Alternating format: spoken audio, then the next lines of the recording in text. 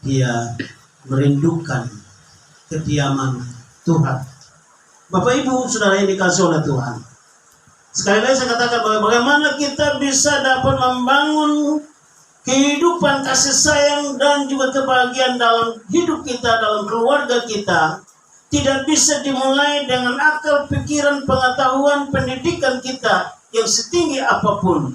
Selain itu dimulai berawal bertolak dari aspek kebenaran firman Tuhan. Ya, sehingga ini dapat menolong kita. Karena apa Bapak Ibu Saudara? Daud berkata bahwa dia mencintai kediaman Tuhan. Di mana di kediaman Tuhan yang berbicara tentang rumah Tuhan, mesbah Tuhan. Di situ dia dapat mempermuliakan Tuhan. Di situ dia dapat menyembah Tuhan. Di situ dia dapat mempermuliakan, meninggikan, mengagungkan, memasukkan nama Tuhan. Ya. Sehingga dikatakan bahwa Tuhan itu bertakhta di atas puji-pujian orang percaya.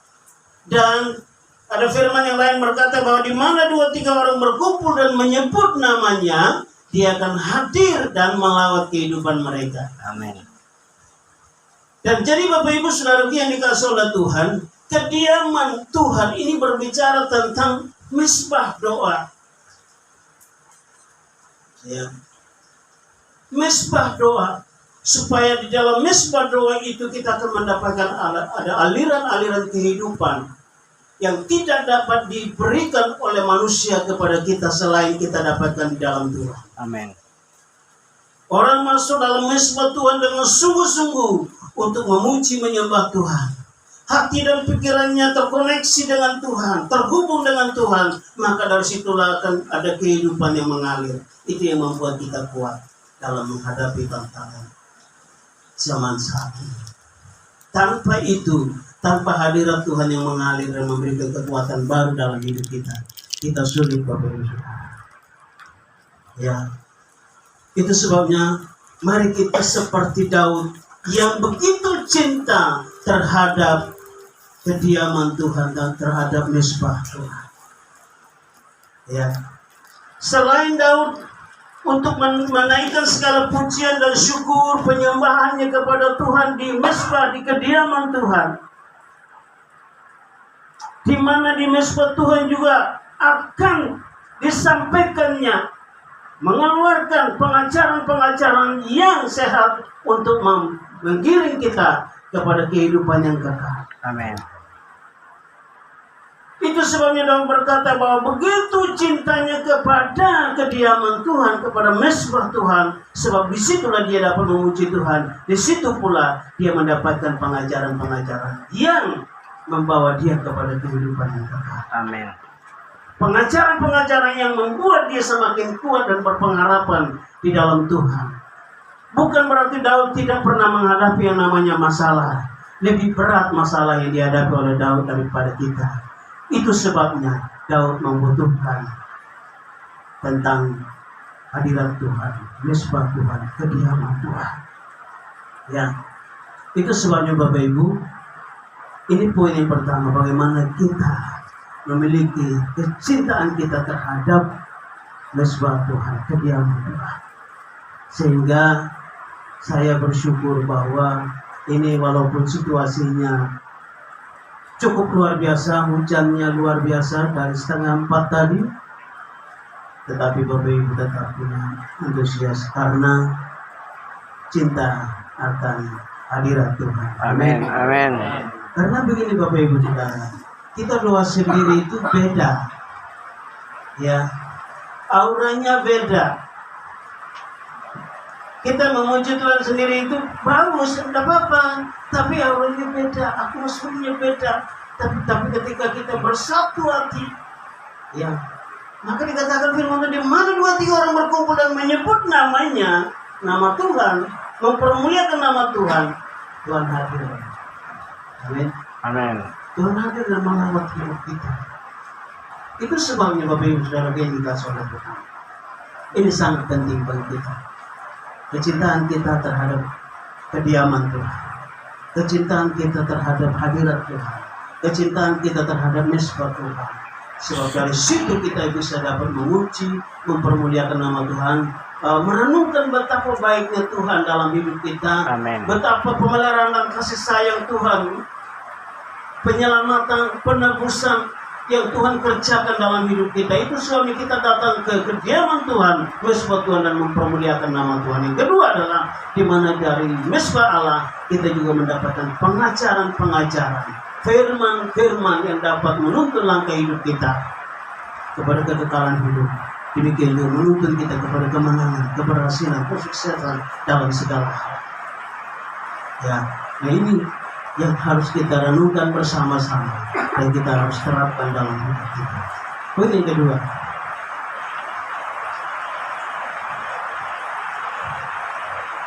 Bapak Ibu Saudara yang dikasihi oleh Tuhan, kita poin yang kedua adalah cinta dan kebahagiaan menjadi sempurna bila disertai dengan pengorbanan. Ya, sekali lagi, cinta dan kebahagiaan menjadi sempurna bila disertai dengan pengorbanan. Yang pertama tadi cinta akan kediaman Tuhan. Yang pertama tadi. Yang kedua adalah cinta dan kebahagiaan menjadi sempurna bila disertai pengorbanan. Kita akan baca di 1 Tawarik. 1 Tawarik pasal 29.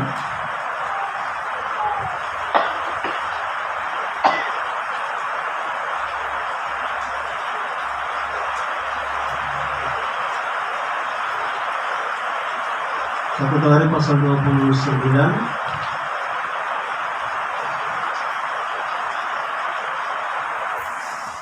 ayat yang ke-1 hingga ayat yang ke-9. Satu Tawarik pasal 29 ayat 1 sampai ayat yang ke-9. Baik, kita membacakan sekalian.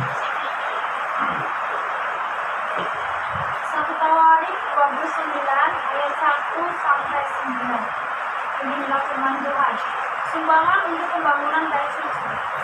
Berkatalah Raja Daud kepada segenap jemaat itu, Salomo melainkan untuk Tuhan Allah.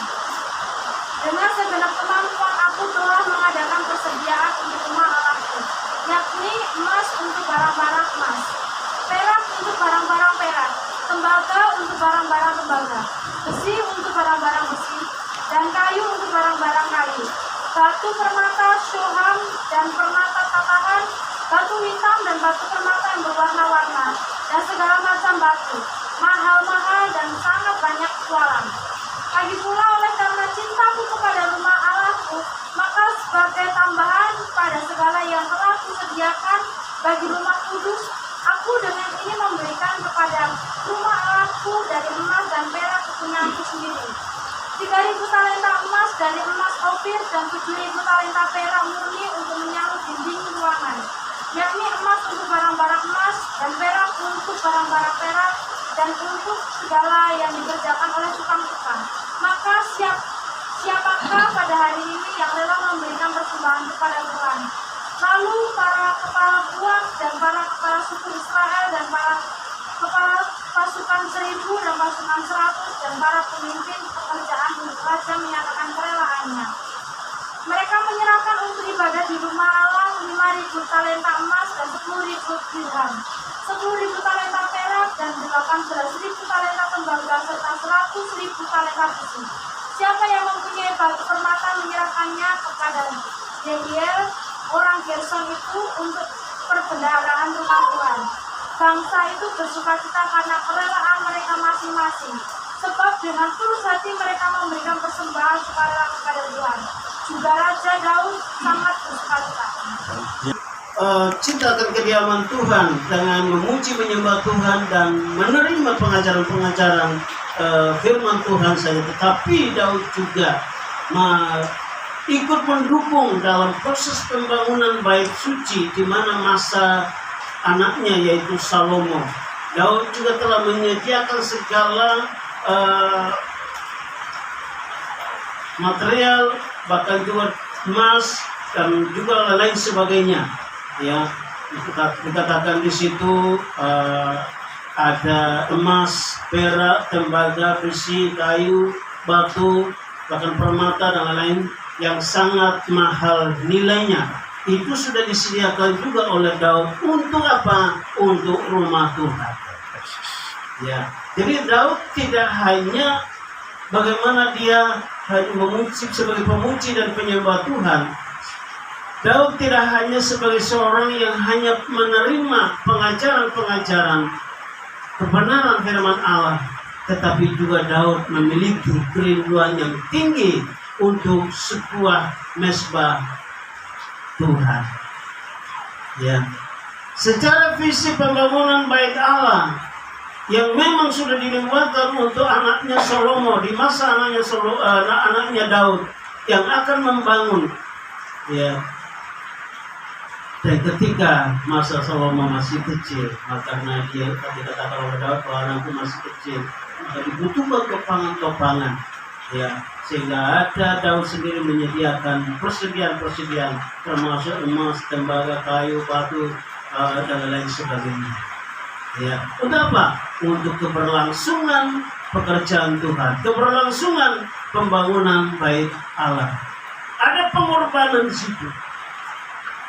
Ya, jadi cinta dan kebahagiaan ini jadi sempurna di dalam kehidupan kita, dan kita akan menikmati ketika kita juga bisa mengambil bagian di dalam pengorbanan, ya, berkorban. Sehingga ini menjadi sesuatu yang sangat-sangat bernilai, kehidupan yang penuh berkualitas, kehidupan rohani yang penuh berkualitas. Ya. Jadi Bapak Ibu Saudara yang dikasih oleh Tuhan, ternyata waktu itu Raja menggerakkan ada kelompok-kelompok, ya, pemimpin-pemimpin dan kelompok itu, ada suku Lewi dan lain sebagainya. Semua mereka gerakan dan penuh kerelaan mereka, apapun yang mereka punya, emas, tembaga dan lain sebagainya, kayu, semua mereka bawa untuk pembangunan bait Allah. Ya, ini penerapannya bagi kehidupan kita sebagai orang-orang percaya apa? Tentunya kita diperhadapkan. Ya, misalnya salah satu contoh, ini hujan deras tapi Bapak Ibu dengan penuh pengorbanan untuk datang beribadah kepada Tuhan. Itu contoh yang sangat penting. Ya. Kedua adalah bagaimana kita tidak berkorban secara materi, keuangan, harta kita untuk pekerjaan Tuhan. Ya.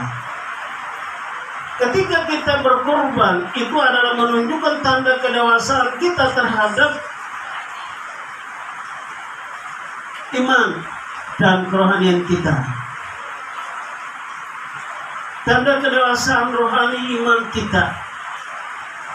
Maka Daud katakan bahwa dia tidak hanya sebagai seorang pemuji, penyembah, dan tidak hanya menerima firman, tapi dia juga mulai berkorban dalam perkara ini. Ya, sehingga Alkitab mencatat tentang nama Daud ini dan dibicarakan dari sepanjang masa. Ya. Jadi ini kembali kepada hati kita Bapak Ibu Saudara, bagaimana kita bisa ambil bagian untuk pekerjaan Tuhan. Amin. Amin. Supaya pekerjaan Tuhan terus maju berkembang. Apapun yang bisa kita lakukan untuk pekerjaan Tuhan. Oh, Pak, saya tidak punya uang 100 juta, dan saya hanya punya uang 10 ribu. Saya hanya punya uang 50 ribu. Saya hanya punya uang 100 ribu. Saya untuk persembahkan buat gereja untuk keberlangsungan operasional pelayanan pekerjaan Tuhan. Pak, saya tidak punya uang, tapi saya punya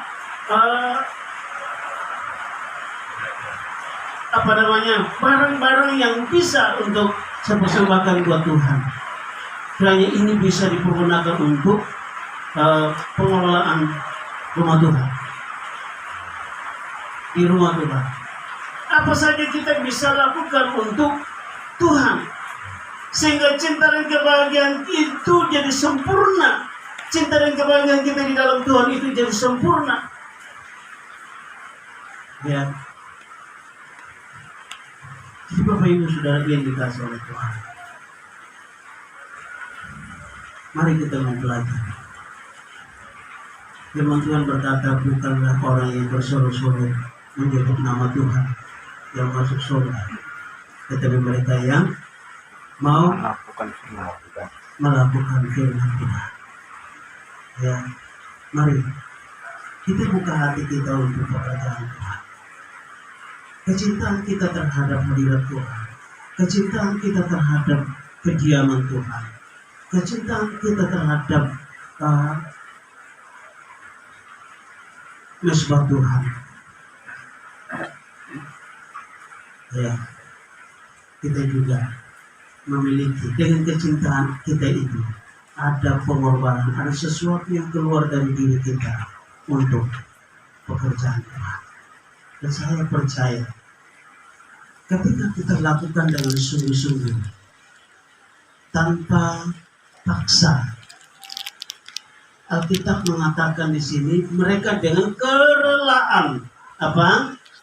Kerelaan disertai dengan sukacita untuk mempersembahkan apa yang mereka punya untuk menunjang pekerjaan Tuhan, pembangunan bait suci. Dengan kerelaan, bukan dengan paksa.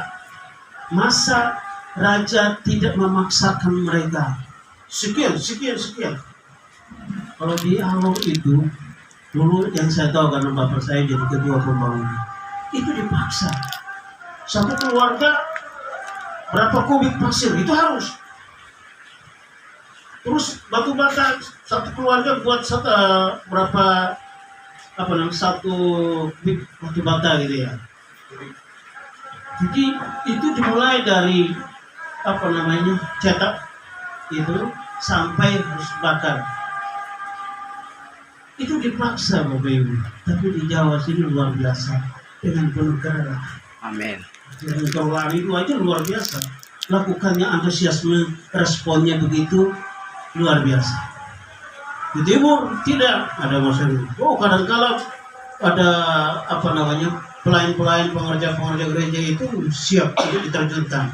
Mana pasirnya udah 1 kubik belum? Ada berapa kubik? Terus lagi batu. Selain batu bata, ada batu alam juga disiapkan. Terus pikul kayu juga berat-berat saudara, bukan kayu yang asal-asal kayu. Dan itu potongnya itu di hutan yang cukup jauh. Dan itu disiapkan. Ya, itu dipaksa. Tapi dalam Alkitab ini mengatakan penuh kerelaan dan sukacita mereka berkorban bagi pekerjaan Tuhan. Amin. Ya. Dan ketika kita lakukan dengan sungguh-sungguh, saya percaya kita lakukan buat Tuhan dan perhatian Tuhan itu tertuju kepada kita. Amin. Amin. Perhatian Tuhan tertuju kepada kita dan Tuhan tidak akan tinggal diam buat kita. Ya, yang penting kita lakukan dengan Tulus. kerelaan, sukacita, tidak dengan paksa. Saya percaya ini akan mendatangkan berkat yang luar biasa, kebahagiaan dinikmati oleh rumah tangga yang ada. Ya. Suami mereka diberkati, istri diberkati, anak-anak tumbuh diberkati dengan penuh kebahagiaan. Cinta kasih sayang itu mewarnai kehidupan rumah tangga. Kenapa? Karena mereka melakukan firman ini dengan baik.